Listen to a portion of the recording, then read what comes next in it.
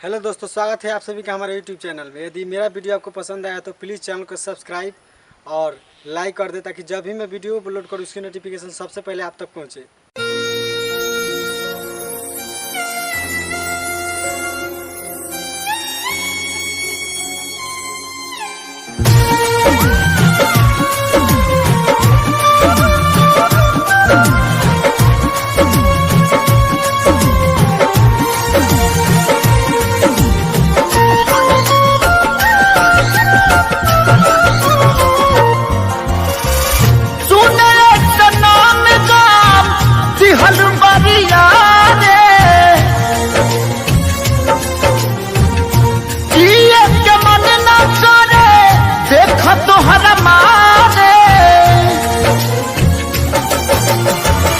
हम कारी प्यार तोहसे हो, हम कारी प्यार तोहसे, तू तो सजा दिलू।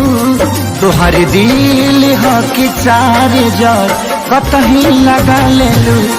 तुहर दिल हो कि चार जर कतही लगा लेलू।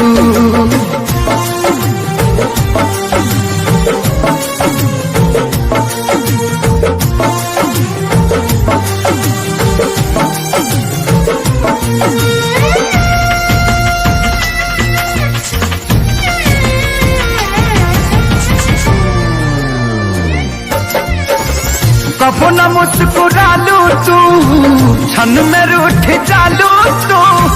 जरत जैसे दिया होके वैसे बुझ जालू तू। कबो न मुस्कुरालू तू, क्षण में रूठ जालू तू। जरत जैसे दिया होके वैसे बुझ जालू तू।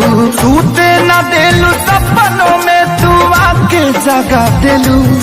तुहर दिल हो कि चार जर कतही लगा लेलू।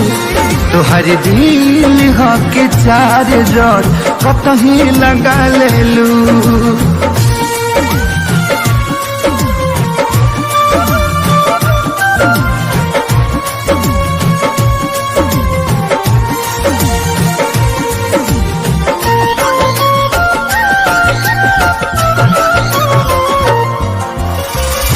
दिलिया दिमाग में बसलू अभी से की दीवारी के। तनी ना ख्याल आई पंकज खेसारी के।